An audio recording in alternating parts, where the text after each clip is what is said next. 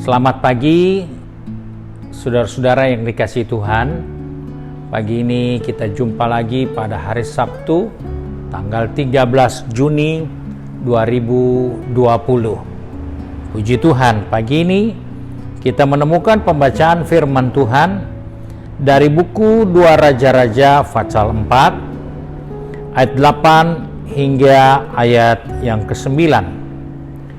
Ayat firman Tuhan itu berkata sebagai berikut. Pada suatu hari, Elisa pergi ke Sunem. Di sana tinggal seorang perempuan kaya yang mengundang dia makan. Dan seberapa kali ia dalam perjalanan, singgahlah ia ke sana untuk makan. Berkatalah perempuan itu kepada suaminya, "Sesungguhnya aku sudah tahu bahwa orang yang selalu datang kepada kita itu adalah abdi Allah yang kudus." Ini adalah satu kisah yang terjadi atas diri seorang wanita, seorang ibu rumah tangga yang diberkati Tuhan.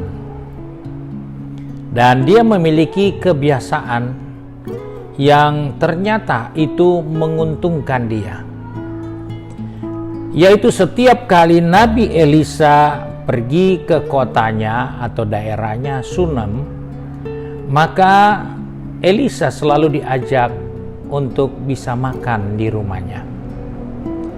Itu bukan karena Elisa tidak punya apa-apa, maka dia cari kesempatan, ada orang kaya, dia cari makan. Bukan. Tetapi kita bisa menemukan apa yang dimiliki oleh perempuan ini ternyata dia memiliki suatu pengertian yang jauh lebih dalam dari kebanyakan orang. Apa yang terjadi ketika dia menemukan Elisa yang seringkali datang ke rumahnya? Dia menemukan sesuatu yang berbeda dari apa yang dibuat oleh Elisa pada saat itu, walaupun hanya untuk makan. Sehingga satu saat dia berkata kepada suaminya, "Kita harus buat satu tempat supaya nabi ini, hamba Tuhan ini, kalau dia datang, dia bukan hanya makan, tapi kalau perlu dia tinggal di rumah kita. Sebab itu kita siapkan kamar, kita siapkan tempat untuk dia." Kenapa dia berani berbuat itu? Karena dia menemukan dalam ayat 9 tadi katakan, berkatalah perempuan itu kepada suaminya, "Sesungguhnya aku sudah tahu bahwa orang yang selalu datang kepada kita itu adalah abdi Allah yang kudus." Di sini kita menemukan suatu pengertian, suatu pemahaman bahwa dia ingin mengambil bahagian dari pekerjaan seorang nabi. Dan Yesus katakan, segelas air putih untuk seorang nabi, seorang pelayan Tuhan, ada upahnya. Dan perempuan inilah yang melakukan inisiatif, bukan suaminya. Tapi karena dia tahu, dia menggunakan potensinya untuk melibatkan diri dalam pekerjaan yang besar. Sehingga Nabi Tuhan selalu ada di tempatnya ketika ada di kota itu. Dan kita tahu bersama betapa luar biasanya perempuan ini. Dia melayani ekstra. Sehingga satu saat ketika Elisa datang ke sana dengan bujangnya yang bernama Gehazi, dalam ayat yang ke-12 dan 13, apa yang terjadi? Firman Tuhan berkata seperti ini. Kemudian berkatalah ia kepada Gehazi bujangnya, "Panggillah perempuan Sunem itu." Lalu dipanggilnya perempuan itu dan dia berdiri di depan Gehazi.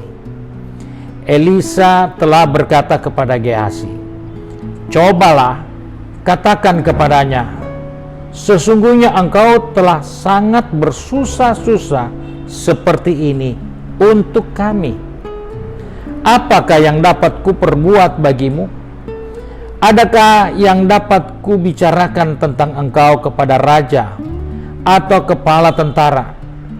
Jawab perempuan itu, aku ini tinggal di tengah-tengah kaumku. Kemudian berkatalah Elisa, apakah yang dapat kuperbuat baginya? Jawab Gehazi, ia tidak mempunyai anak dan suaminya sudah tua. Saudara yang dikasihi Tuhan, seorang yang dipakai Tuhan, dia bukan orang yang mudah lupa perbuatan baik orang lain. Elisa tahu bahwa perempuan ini sudah bersusah-susah melayani dia, mempersiapkan segala sesuatu untuk pelayanan Elisa. Sebab itu, satu saat Elisa bertanya, apa yang saya harus buat untuk perempuan ini? Dan apa yang terjadi? Ternyata perempuan ini dia tidak punya keturunan. Dan hal itu merupakan suatu aib buat mereka.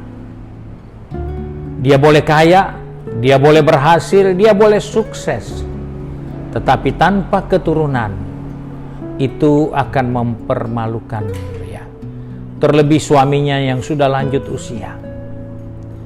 Saudara yang dikasihi Tuhan, dia dicarikan apa yang menjadi kebutuhannya, apa yang menjadi pergumulannya, apa yang menjadi masalahnya.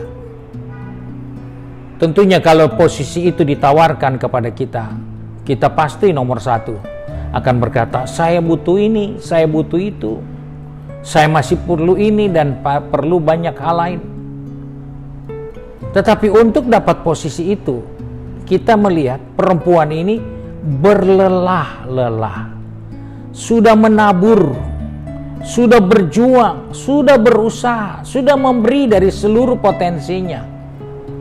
Karena pertama dia tahu dia melayani seorang nabi Allah.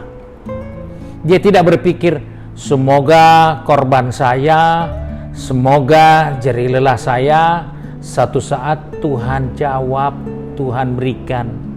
Dia tidak melihat itu.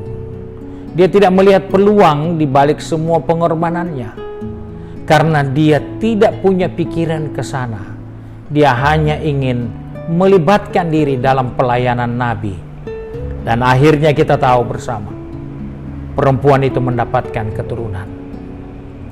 Dan ketika satu saat, ketika anak itu mulai besar, Alkitab mencatat anak itu juga ada dalam posisi yang menyedihkan orang tuanya, karena anak itu sakit dan akhirnya dia meninggal. Kita melihat apa yang terjadi dengan perempuan ini adalah hal yang biasa. Siapa yang tidak bisa sakit? Siapa yang tidak bisa meninggal? Semua bisa. Hal yang biasa. Tetapi hal ini terjadi atas apa yang dia tidak pernah pikirkan. Dia tidak minta anak, Tuhan kasih anak. Setelah ada anak, Tuhan izinkan anak itu sakit. Dan tidak lama sakit langsung meninggal. Kita menemukan kondisi seperti itu bisa terjadi kapan saja dan untuk siapa saja. Dan ini terjadi atas perempuan yang begitu berlelah. Dan apa yang terjadi? Ternyata anak itu dibangkitkan oleh Elisa melalui pertolongan Tuhan. Apa makna dari semua kisah ini? Ini mengingatkan kepada saya dan saudara, jangan berhenti ambil bagian dalam pekerjaan Tuhan. Karena apapun bisa terjadi dengan hidup ini. Bukan karena engkau berpikir engkau pasti berhasil, karena engkau sudah melakukan ini dan itu. Bukan. Segala sesuatu bisa terjadi di bawah kolong langit ini, karena semuanya ada waktunya. Tetapi di saat-saat seperti itu, waktu itu boleh tiba. Tetapi karena engkau mengambil bagian di dalam pekerjaan, di dalam pelayanan, maka engkau melihat sangat beda perlakuan Tuhan terhadap diri kita. Ini yang terjadi dengan perempuan Sunam. Dia berlelah-lelah, dia berjuang, dia berbuat Dan ketika hal itu terjadi, dia melihat Tuhan tidak melupakan dia. Tuhan memulihkan keadaan anaknya sampai bangkit kembali. Hal inilah yang kita harapkan dalam diri kita. Kita sudah giat untuk Tuhan dan kita berpikir pasti kita aman. Belum tentu. Tetapi karena giatnya kita kepada Tuhan, karena begitu sukacitanya kita melayani Tuhan, maka Tuhan pun tidak pernah melupakan jerih lelah kita. Sebab itu Paulus katakan kepada jemaat di Korintus, jerih lelahmu di dalam Tuhan tidak sia-sia. Sebab itu mari kita sebagai orang percaya jangan tinggalkan pelayanan, jangan abaikan pelayananmu, jangan abaikan kesempatan untuk memberi, berkorban, bekerja untuk kemuliaan Tuhan. Karena semua itu ada waktunya. Ada waktunya kita harus bekerja, ada waktunya kita tidak perlu kerja. Karena semua ada waktunya. Salomo hanya katakan, kalau apa yang bisa dikerjakan tanganmu, kerjakanlah. Sebab engkau tidak tahu kapan waktu engkau tidak bisa bekerja lagi. Sebab itu mari, kalau kita bisa ada di hari yang baru ini, pikirkan apa yang engkau paling dapat kerjakan untuk Tuhan hari ini. Paling kurang lipatkanlah lututmu, tundukkanlah kepalamu, doakanlah pekerjaan Tuhan. Doakanlah pelayanan, doakanlah jiwa-jiwa, doakanlah orang-orang yang membutuhkan pertolongan. Karena jerih lelahmu tidak pernah sia-sia. Sebab itu, mari kita satu di dalam doa hari ini. Kita mau berdoa, biarlah kita mempergunakan waktu yang terbaik yang Tuhan berikan pada kita hari ini. Karena hari esok bukan waktu kita, waktunya Tuhan. Waktu kemarin itu sudah tidak bisa diulang lagi. Hari ini adalah saat yang terbaik untuk kita bekerja dan melakukan yang terbaik untuk Tuhan. Kami bersyukur untuk anugerah Tuhan, karena kami ada lagi hari ini. Kami percaya hari ini ada rencana-Mu bagi kami. Sebab itu tolong kami Bapa, supaya kami tidak menghabiskan hari ini dengan sia-sia, tapi kami dapat menggunakan hari ini untuk mengambil bagian dalam pekerjaan-Mu, dalam mempermuliakan-Mu untuk kebesaran kerajaan-Mu. Tolong kami Bapa yang seringkali melupakan hal itu, terlebih tanggung jawab kami dalam pelayanan, baik itu sekecil apapun pelayanan kami dalam rumah Tuhan. Ingatkan kami supaya kami tidak abaikan, karena kami percaya semua yang telah kami kerjakan itu diperhitungkan Tuhan. Sebab itu Bapa, tolong kami, pegang tangan kami, atur langkah kaki kami, supaya sepanjang hari ini biarlah Tuhan dipermuliakan dalam kehidupan kami, karena kami percaya jerih lelah kami kepada pekerjaan dan pelayanan pekerjaan Tuhan itu tidak sia-sia. Terima kasih Bapa untuk berkat-Mu hari ini, baik itu berkat jasmani, terlebih berkat rohani, dan di dalam kehidupan ini biarlah nama-Mu dipermuliakan. Terima kasih Bapa untuk hari ini. Kami bersyukur berdoa di dalam nama Tuhan Yesus Kristus, Juru Selamat kami, majikan kami yang baik dan setia. Haleluya. Amin. Puji Tuhan. Bapak saudara yang dikasihi Tuhan, jangan lupa bahwa hari ini adalah ibadah pemuda, remaja dan mahasiswa yang saudara juga dapat mengikutinya melalui live streaming di YouTube channel dan di Facebook GPD Bethesda Makassar yang dimulai pada jam 6 sore. Dan besok hari Minggu kita ibadah lagi seperti yang lalu pada jam 8 pagi di GPD Bethesda Jalan Gunung Merapi. Tuhan Yesus memberkati.